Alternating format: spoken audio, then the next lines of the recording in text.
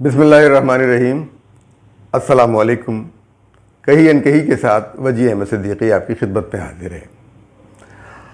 इस अदालत से खैर की तवक्को तो पहले भी नहीं थी और पहले भी हमने कह दिया था कि ये तीनों जज जो हैं वो बाइस्ड हैं और जानिबदार हैं, और ये भी बात साबित हो गई कि इनके अहले खाना जो है वो पीटीआई के जलसों में जाते हैं और इनकी मर्ज़ी के मुताबिक जाते हैं, और ये सारे फैसले होने ही थे इस तरह से। यानी आप ये देखिए कि जो चौधरी शुजात हुसैन जो पार्टी के सदर हैं, उनके फैसले को ओवर रूल करके और कह दिया गया कि आमिराना है, और पार्लिमानी पार्टी एक बड़ा नुक्ता आफरीनी की गई है। बात यह है कि अच्छा, इससे पहले जो फैसला दिया उसके अंदर कानूनी सुकम ये था कि आइन में, कानून में कोई ट्रस्टी वज़ीर आला का तसव्वुर नहीं होता, कोई ट्रस्टी वज़ीर आला का तसव्वुर नहीं है, कोई ऐसी चीज़ नहीं है। तो ये ट्रस्टी वज़ीर आला की शक कहाँ से निकली? बिल्कुल गैर आइनी, गैर कानूनी ये फैसला था। अच्छा, फिर इसके बाद जब उनके ऊपर अदम एतमाद का इजहार किया गया, असल में होना ये चाहिए था कि इनके ऊपर अदम एतमाद का इजहार फौरी तौर पर जो है अदालत में जाके कि हम आपके ऊपर एतमाद नहीं करते। हमजा शहबाज के वकील जाके इनसे कहते हैं कि हम आप पर एतमाद नहीं करते कि आप इंसाफ करेंगे, ख़त्म हो जाती बात और बिल्कुल साफ साफ वादे। लेकिन जो मसलहतों और ये और दूसरे ये कि ये सियासी मुकदमा था, पीटीआई मुसलसल सियासी दबाव डालती रही और पीडीएम कब सियासी दबाव डालने की पोजीशन में नहीं है, मुझे समझ में नहीं आता। मौलाना फजलुर रहमान की क़ुव्वत है, खुद पीपीपी के वर्कर्स हैं, खुद पीएमएलएन के वर्कर्स हैं, ये अब सियासी दबाव क्यों नहीं डाल सकते? जब अदालत ने फुल कोर्ट का मुतालबा नहीं माना तो उसके बाद ही ये कह देना चाहिए था कि ये बाइस्ड अदालत है, इसके बारे में जुर्रत के साथ कह देना चाहिए था। और तौहीन अदालत वाले मामला, भाई आपके बहुत सारे वर्कर हैं, वो लोग जो हुकूमत में नहीं है, ओहदेदार नहीं है, वो कह तो सकते थे, क्लियरली एक बात कही जा सकती थी और इसके बाद और भी मुजाहरे हो सकते थे। इसलिए कि ये जज सियासी हो चुके हैं। मैं पहले भी कह चुका हूँ, ये लोग जज सियासी हो चुके हैं, इनके पर तौहीन अदालत वाले मामलात का इतलाक़ ही नहीं होता। आइन कानून के तहत इन्होंने कोई फैसला नहीं किया, आइन को पामाल किया है, कानून को पामाल किया है, तमाम उसूलों को पामाल किया है। अगर ये डिप्टी स्पीकर का फैसला गलत है तो पहला वाला फैसला भी गलत था, वो लोग भी नाअहल नहीं हुए। लेकिन चूंकि वो लाडले की मर्जी थी, अब लाडले का कानून चल रहा है। यानी इसका मतलब ये है कि लाडले के लिए सब कुछ हो रहा है। और अब कहा था, मौलाना फजलुर रहमान ने भी कहा था, बार बार शिकायत की कि हमें इस्तेमाल किया गया है महंगाई करने के लिए और आईएमएफ के साथ मुआहदे करने के लिए, और हमें इस्तेमाल करके पीटीआई को लाने के लिए।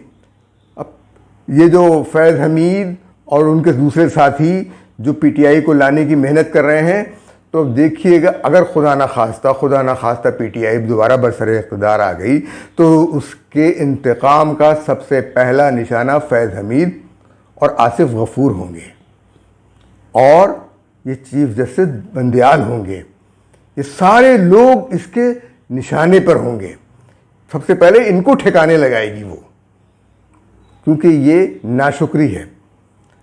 इसने अकबर एस बाबर के साथ क्या किया, हामिद खान जो अब आजकल फिर आगे दुम हिलाते फिर रहे हैं, उनके साथ क्या किया, जस्टिस वजीउद्दीन के साथ क्या किया, अपने तमाम मोहसिनीन के साथ इसने बेवफाई की है। इसकी तारीख का रिकॉर्ड ये है। तो अदालत जो है वो फैसला करके खुश न हो, उसका वक्त करीब आ गया और उसका अंजाम ये, और पीडीएम का तो दम निकल गया है। पीडीएम में कोई दम नहीं है, कोई ताकत नहीं है, कुछ नहीं कर सकती वो। आसिफ जरदारी साहब मुल्क में नहीं, उस प्रेस कॉन्फ्रेंस में नहीं थे। तो फैसला होना चाहिए और फैसला आपको करना है, पीडीएम को करना है।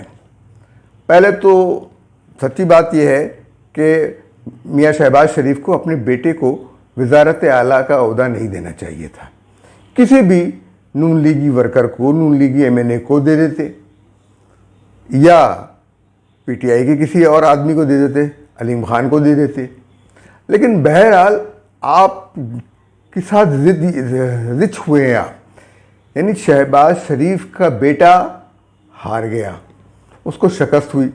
ये हार और शिकस्त उस लिहाज से नहीं है, लेकिन आपने अपने बेटे को दिया है तो सियासी तौर पर लोगों के जहन में ये आया कि आप सारे इक़्तिदार पर, आप सिर्फ अपने ख़ानदान से बाहर उसको जाने नहीं देना चाहते। ये मामलात हैं और इसीलिए लोग उठते नहीं हैं, आपके साथ नहीं आते हैं।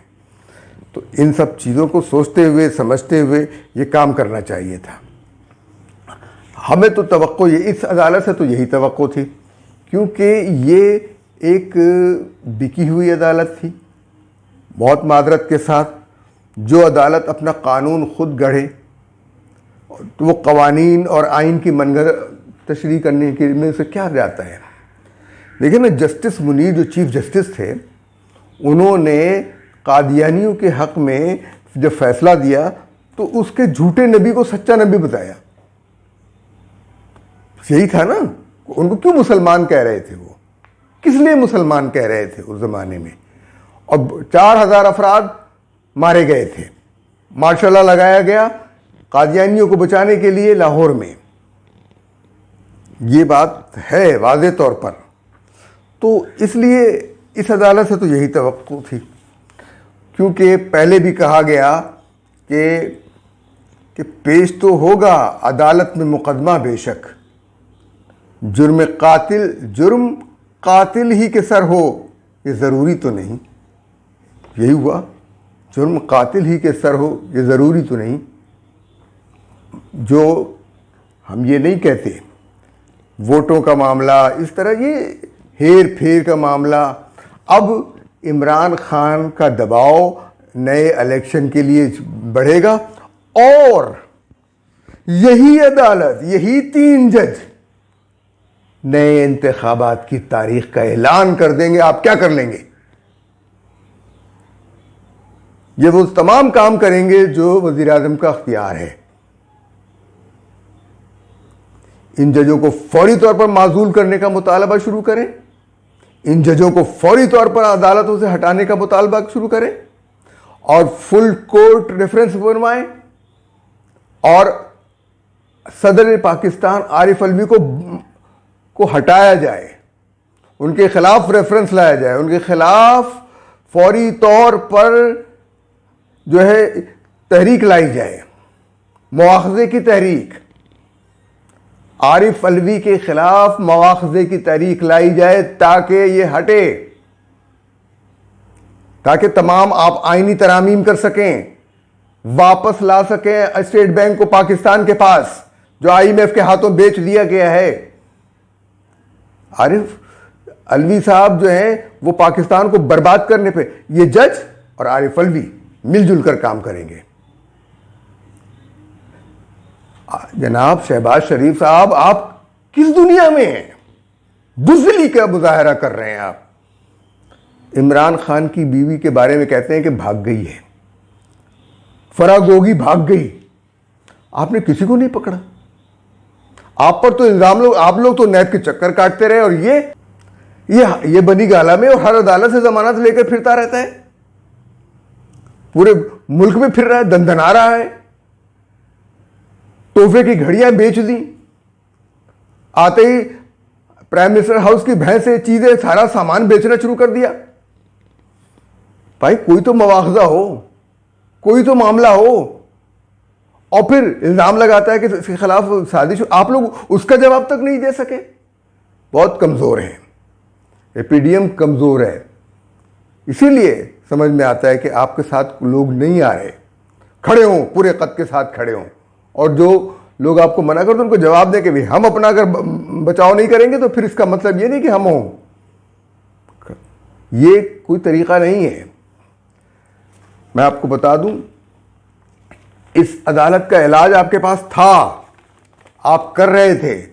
मौलाना फजलुर रहमान ने आपको सही इशारा दिया था और उन्होंने सही कहा है कि आपको इस्तेमाल किया गया है। और अब आप मजबूर होंगे इलेक्शन का ऐलान करने पे। या तो आरिफ अलवी ऐलान कर देगा इलेक्शन की तारीखों का, या जज कर देंगे, कोई शख्स मुकदमा लेके पहुंच जाएगा और फिर उसके बाद आप क्या कर लेंगे? तो खड़े हों, सियासी कुव्वत का मुजाहरा करें, वरना तो यही होगा जो इन जजों ने किया है। क्योंकि एक इक़्तिबास है सादत हसन मंटो के एक अफसाने का। वो एक शख्स जो खुदकुशी करने के जुर्म में पकड़ा गया और उसके बाद उसको सज़ा सुनाई जाती है 2 से 3 माह कैद की। वो कहता है कि आपका कानून सरीहन मौत को तवील बनाना चाहता है। एक आदमी जो चंद लम्हात के अंदर अपनी दुख भरी ज़िंदगी को मौत के सुकून में तब्दील कर सकता है, आप उसे मजबूर करते हैं वो कुछ अरसे तक और दुख के तल्ख जाम पीता रहे। जो आसमान से गिरता है आप उसे खजूर में अटका देते हैं, आग से निकालकर कड़ाही में डालना चाहते हैं। क्या कानून इसी से तमज़रीफ़ी का नाम है? जज ने बारोब लहजे में जवाब दिया, अदालत इन फजूल सवालों का जवाब नहीं दे सकती। अदालत इन फजूल सवालों का जवाब नहीं दे सकती? तो बताइए वो किन मतीन और संजीदा सवालों का जवाब दे सकती है? इकबाल के माथे पर पसीना सर्द कतरे की सूरत में लरजने लगा। क्या अदालत बता सकती है कि अदालत के मानी क्या हैं? क्या अदालत बता सकती है कि जजों और मस्जिद के मुल्लाओं में क्या फ़र्क है जो मरने वाले के सिरहाने रटी हुई सूरह यासीन की तिलावत करते हैं? क्या अदालत बता सकती है कि उसके कवानीन और मिट्टी के खिलौनों में क्या फ़र्क है? अदालत अगर इन फजूल सवालों का जवाब नहीं दे सकती तो उससे कहिए कि वो इन माकूल सवालों का जवाब दे। जज के तेवरों पर खफगी के आसार नमूदार हुए और उसने तेज़ी से कहा, इस किस्म की बेबाकाना गुफ्तगू अदालत की तौहीन और एक संगीन जुर्म है। इकबाल ने कहा, तो गुफ्तगू का कोई ऐसा अंदाज बताइए जिससे आपकी नेक चलन अदालत की तौहीन न हो। जज ने झिल्ला कर जवाब दिया, जो सवाल तुमसे किया जाए सिर्फ उसी का जवाब दो। अदालत तुम्हारी तकरीर नहीं सुनना चाहती। अदालत आपकी तकरीर नहीं सुनना चाहती। आप अपनी सियासी तौर पे नाकाम हुए हैं। अदालत का फैसला जब पानामा की सूरत में आपके खिलाफ आया था तब भी आप नाकाम नहीं हुए थे, तब भी आप कामयाब थे। लेकिन आज आप नाकाम हो गए हैं इसलिए कि आपने इनको लगाम नहीं दी। ये जज नहीं हैं, ये सौदेबाज हैं। आइन और कानून को मस करने वाले, उसको मोड़ तोड़ कर बनाने वाले। कौन से आइन से के मुताबिक फैसला किया है इन्होंने? किस कानून के मुताबिक फैसला किया है इन्होंने? इनको आइन से वो शिक निकाल दीजिए जिसमें कहा गया है कि जजों को आईनी चीज़ों की तशरीह का हक हासिल है। बिल्कुल निकाल दीजिए, इसलिए कि ये लोग उसकी तशरीह आइन की रूह के खिलाफ करते हैं। कल कला को ये वो तशरीह भी कर डालेंगे क्योंकि पाकिस्तान के 73 के आइन पर सिर्फ उस शिक के ऊपर नज़र है जिसमें कादियानियों को काफिर करार दिया गया है। उसकी तैयारियां हैं ये। आइन के मुताबिक कोई फैसला नहीं हो रहा। जितने भी फैसले हो रहे हैं कानून और आइन से मावरा हो रहे हैं। पानामा केस से लेकर आज के केस तक देख लीजिए। आप खुद गौर कीजिए और इसी पर इक्तफा कीजिए। इजाज़त दीजिए। अल्लाह हाफ़िज़।